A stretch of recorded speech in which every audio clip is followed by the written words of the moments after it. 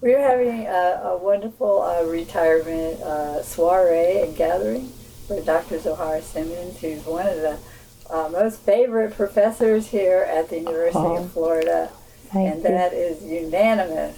So, and I'm very privileged to be talking with her today. And we're just going to I'm just going to ask you a few questions. Okay. And one of the things was, let's just start in, because we've got a lot of interviews from you. I might ask some strange questions, but I was really interested in what you were saying about how do you feel about retirement? Well, I've been thinking about this for certainly 5 years or so. And I kept putting it off, and people who know me and know my age, and they were saying, well, when are you going to retire? And I said, I am, next year, next year. And then, when I finally did tell the chair of our department, Dr. Ostavo, and once I said it, I got very afraid. And I thought, oh my goodness, it's real. I'm really going to do it. And, I had a lot of trepidation about it. And, I was telling him and everybody else, well, I'm not leaving Gainesville. I'm going to be around. Hopefully, I can do some things in the department or with African American Studies or with Samuel Proctor. So it was sort of like, I don't want to turn this loose, This is 19 plus years of my life, and it has been an important part of it. But once I actually, filled out the paperwork and all, I started to relax and started trying to think about life after retirement as an opportunity, to do some of the things that I haven't done that I really wanted to do, like get 2 books published, the manuscripts that have been lying around, maybe do some travel again, and not just have pressures that you have when you have students and all of that. Plus, I'm on several PhD committees that don't end when I retire, so I'll even be able to spend more time, reading their works and all. So it's mixed feelings, mixed feelings. Well, I think that everyone has mentioned that they really don't think you're going to stop. Well, I certainly don't see myself getting in a rocking chair. No way. And, I'm a very civil rights, human rights person, and I certainly do not see retiring from that work.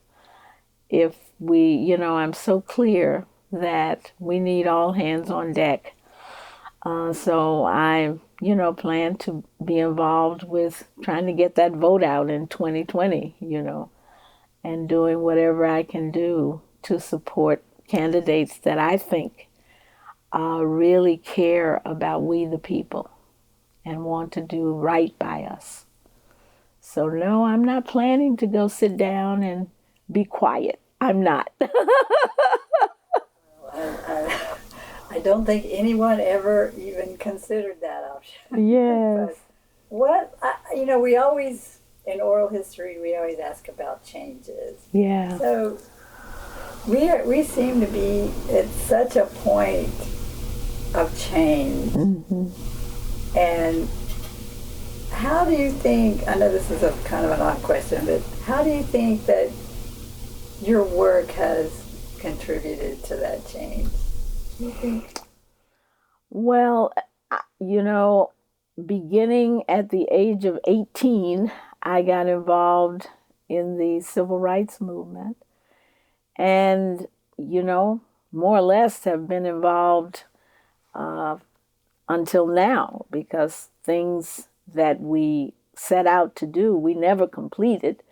But I certainly know that in my own lifetime, having grown up in the Jim Crow era in Memphis, Tennessee, I see, quite clearly the changes that the movement brought about. Because when I was, growing up, we couldn't do so many things. We couldn't go into the movies. We couldn't go to the library. We couldn't go into swimming pools. I mean, and I know teaching that to students in the civil rights classes that I teach, these students, they can't even imagine, and I love the fact that they can't imagine it.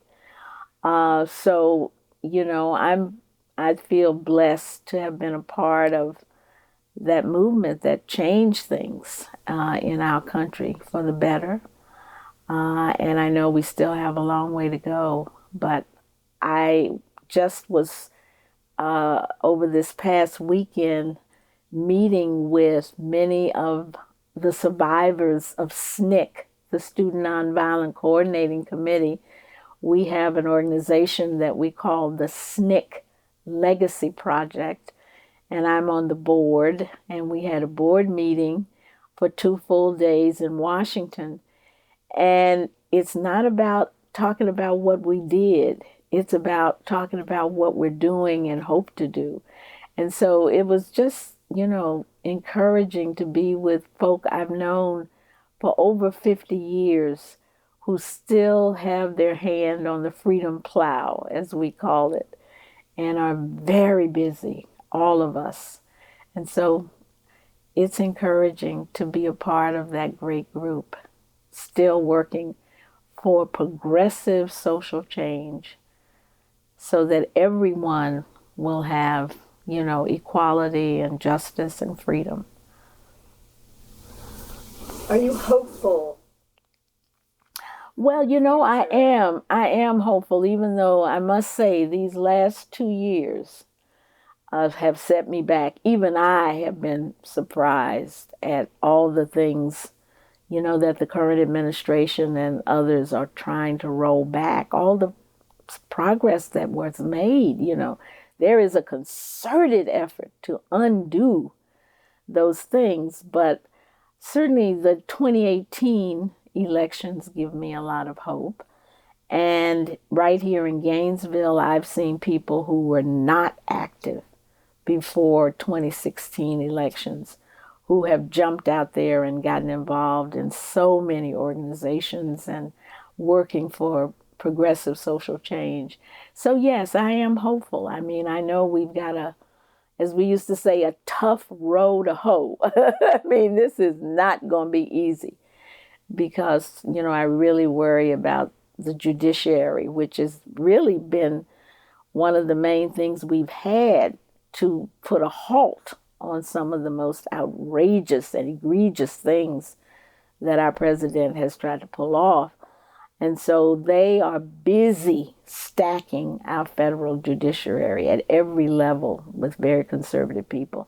So I'm very clear that we must change the administration and many of the people in the Senate particularly, and hold on to the ones we put into the House of Representatives. We need a clean sweep of those people so that we can really get back on the road to progressive social change that we've been on for 60 years. Let me ask you of your colleagues here at UF. Is there any that, I don't know, the most influence on you? Yeah. Would you like to name any of those people, or does any one person come to mind? Well, it's interesting. The people in the religion department who brought me here or, hired me, all of them have retired some years ago. And so Dr. Richard Hires was a person I met long before, I was even brought here to be interviewed for the position. And he has been a dear friend and colleague. Also, Dr. Shia Eisenberg, he was the chair of the department when I was hired. And I'm so happy that I've continued my friendship with them. and their wives long after, they have left the faculty but are still here in Gainesville. So those two persons. And then Dr. Ronald Foreman, who was head of African American Studies, who is now deceased, gave me a very, very warm welcome when I first came. And so those are three people that I feel very warmly about, who helped me to make that transition into the academy, because I come out of social change work.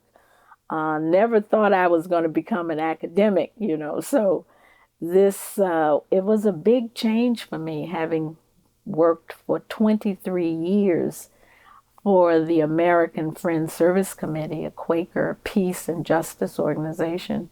And then before that, the civil rights movements that I worked for and with. So this was stepping into a very different atmosphere and everything. And so those three people really helped me in that transition. There's always someone that really helps you get to where you didn't even know you needed to go. Exactly. Well, what, you talk about your transition from social justice work to academe, which is a big jump. What on earth sparked you to seek that route? Well, in a lot of ways, it was kind of accidental. I went to graduate school. First of all, I dropped out of college to work full time in the civil rights movement and didn't go back because I dropped out in 1964 after just 2 years of undergraduate work. And then did not go back until the late 80s, and just had planned to complete the bachelor's, hadn't planned to go any further than that.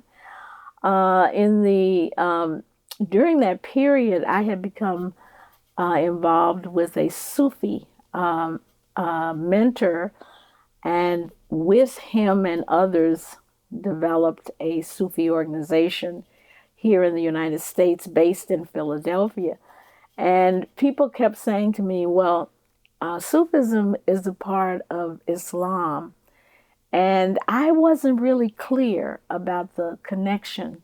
And so I really went up to Temple University in Philadelphia just to take classes, not at all thinking about making that a career. I was still working at the American Friends Service Committee, going to classes, and then running back to work, etc. But, I got so engrossed in not only the study of Islam, but the other religions that the religion department offered, Buddhism, Hinduism, Judaism. And I just took more and more classes. And when I looked up, I had enough classes for the master's. And so then I started thinking, and I was really encouraged by the faculty to go after the PhD.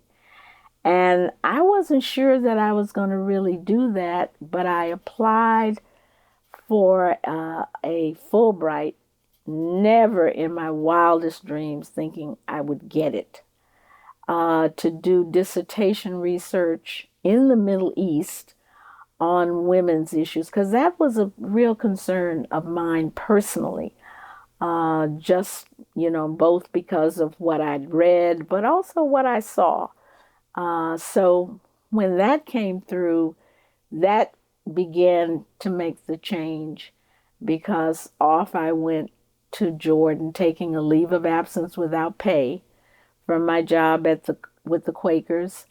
And while I was there, I applied for a State Department fellowship and got that. So I asked for a second leave of absence from AFSC without pay and stayed for 2 years in Jordan. And that's when things really began clicking about not so much teaching, but research and writing. That bug grabbed me, you know. And so after 2 years, when I got back, I pretty much had decided that I was going to take all this research I'd gathered in Jordan and Syria and Palestine and Egypt and write the dissertation, because when I went, I really wasn't sure that I would do that. And then, you know, before, I think it was I was at the right time because the interest in Islam was growing. And so before I even had finished the dissertation, really hadn't gotten very far, I was beginning to get recruitment letters, particularly from Quaker schools, because they knew me already. And I got on the job market, and the rest is history, as they say. So I sort of backed into it, you know? Wow, Yeah. that's an amazing story. Yeah, I think I seem to have backed into everything like that. Civil rights, you know, I never had planned that. Well, let me ask you just a couple more questions here. And one is, I've heard in other interviews that your family was very, very, very much opposed to you getting in the civil rights movement because I guess, well, for one thing, they worry about your safety. Absolutely. And the other thing is that it would interfere with finishing school. Absolutely. Both very important. Yeah. And was there a period of time, because you obviously did join, and they knew about it, I'm sure. Yeah. Was there a period of time where you just, there was an estrangement or anything? Oh, yes. Absolutely. My grandmother, Rhoda Douglas, who raised me from the time I was 3 years old, she was the person just determined that I was going to go to college, to be the first person in our immediate family. She'd been very disappointed by her daughter not going after graduating from high school. She'd been very disappointed about my father, her son, not going. And so here I was, you know, always did well in school. She said, "You're going to go, you know, you're going to go." And so that was all my life from her, you know, "You're going to college, you're going to college." And so when, you know, I applied for scholarships and got them, and my first choice was Spelman College, she was so proud, as well as, you know, the people from my church, from my neighborhood, from my school. So I was under tremendous pressure to do well and make everybody proud. And so when my grandmother and mother and uncle drove me to Spelman from Memphis, and they spent a few days there in Atlanta. And when they got ready to leave, the movement was already, you know, on the front page of the news and on the nightly news. So my grandmother and mother, they knew. And my grandmother said, "We didn't bring you here for you to get involved in that movement." Well, Dr. King was there, SCLC's national headquarters, SNCC's headquarters. It was all around me, you know. So when she said, "Promise me," I promised her that I wouldn't. So I went through just awful pangs of guilt and doubt and all kinds of things as I was getting more and more and more involved. And the real break came. I mean, the school was also opposed to our involvement. People are often shocked that a historically black school didn't want us involved and threatened to take my scholarship and all of that, which they never did, by the way. But I didn't know they weren't going to do that. But they were letting her know what I was doing. It wasn't those like it is now where you don't report to the parents. They were reporting. And certainly after I went to jail and all of that, oh my God, it was such a disgrace, my grandmother said. Nobody in our family had ever been to jail. And I said, but I didn't do anything wrong. I'm sitting in. I don't care. You don't need to do it, you know. But when I went to Mississippi, that was when the break. And I now know that my grandmother thought I would be killed down there during Mississippi Freedom Summer in 1964. So she said to me, if you go, don't ever come back. So I left Memphis on the Greyhound bus, headed to Atlanta to hook up with the SNCC caravan going to the orientation session for Mississippi Freedom Summer in Ohio. And I pretty much cried all the way because I thought she meant it, you know, don't ever come back. And I thought, oh my God. And then my mother and father went along with her on that. And they were there too. And they agreed with her. So I thought, oh my God, I've cut myself off from my family. And I was terrified myself of going to Mississippi because I'd heard nothing but bad things about that state all my growing up in Memphis, right close, you know, there. So yeah, but I didn't contact her until after the summer was over. And the woman that I lived with for the 2 years that I was in Laurel, Mrs. Eberta Spinks, she said she didn't mean it. She's worried to death. You have to call her. She just laid on me. She said she was just afraid, and she convinced me to call home after that summer because I had decided to stay, which I did. And when I called home, my grandmother burst out crying, and she said, "You're alive. Thank God, you're alive." So, and later, you know, while I was still in Mississippi, I drove, but I kind of didn't trust her. I took a few friends with me because I thought she maybe still wants to punish me and I'm going to just be here for a day and I'm leaving, you know. But everything was okay from that point on. But she never really ever said that she agreed with what I had done. And she lived to be 96 years of age. And even when I finished the undergrad and invited her to come for my graduation and, you know, was going to pay her way and everything, she said, "It is about time." And so that was 1989. So those were her words of congratulations. It's about time. Well, well, but in some families that can be a lifetime of estrangement. Yeah. But you're obviously your grandmother. Yeah. Really, just deeply, deeply cared for you. Oh so. yeah. She was mama. And I know now, you know, that this was just love talking. She didn't mean it. But she really, and then of course, after the three workers, you know, Cheney, Goodman, and Schwerner disappeared, I can just only imagine that she thought I was probably dead and that nobody knew how to reach her or anything, you know. So I'm grateful that Mrs. Spinks would never relent. She said, you got to call her. They're worried about you, you know. And then Miss Spinks got on the phone and I'm taking care of her down here. She's going to church every Sunday, you know. She was very much like my grandmother, you know. So I think that was reassuring that I was with a nice family, you know. I'm glad to hear that. I'm glad to hear it turned out well for your family situation. Right. If we don't have that, I know. It's so important. Yeah. So let's see. I was gonna.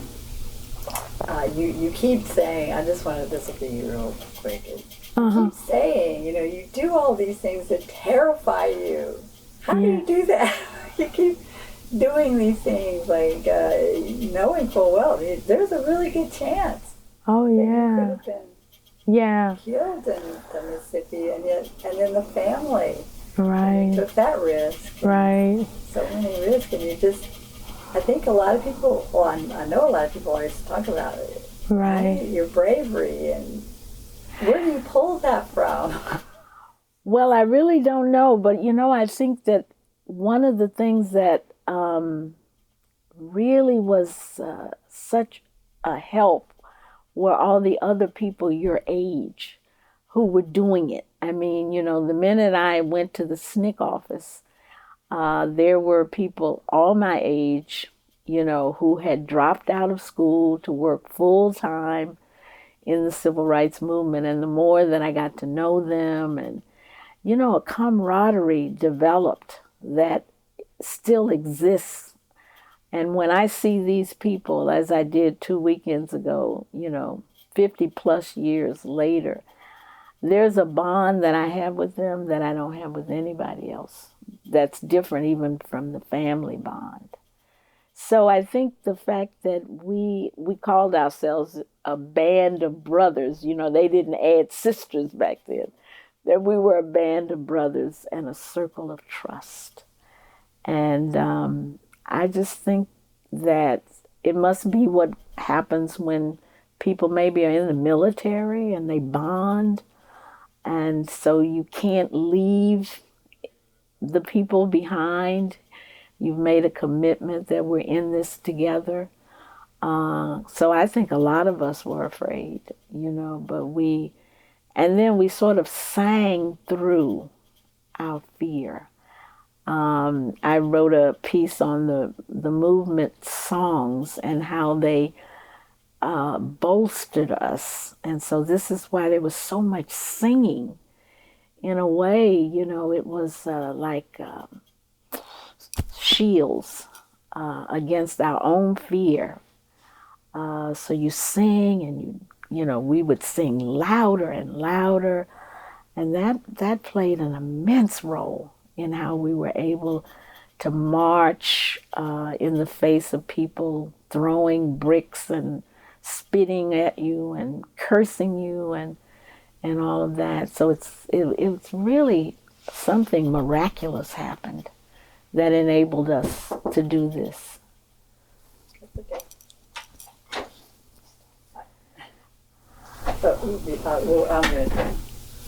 We'll wrap this up. Okay. I'm sorry.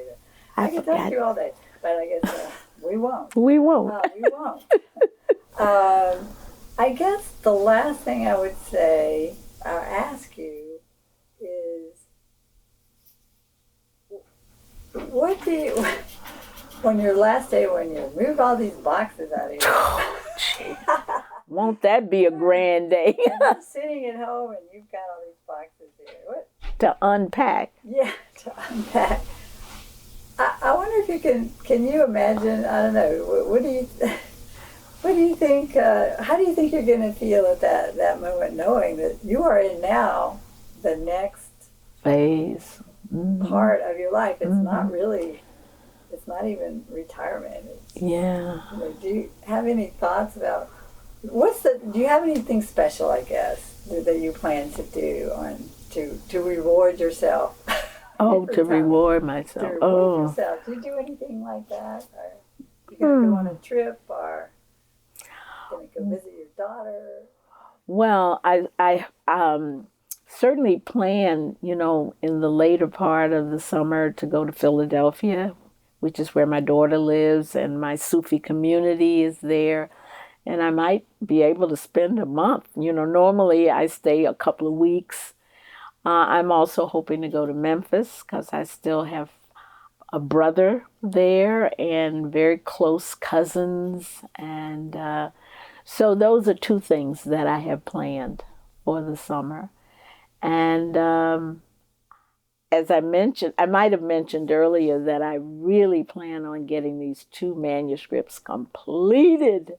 I've got some publishers already interested, and so that's really the first thing I'm going to turn my attention to after I clear out this office, is trying to, get some chapters off to them as I promised. But,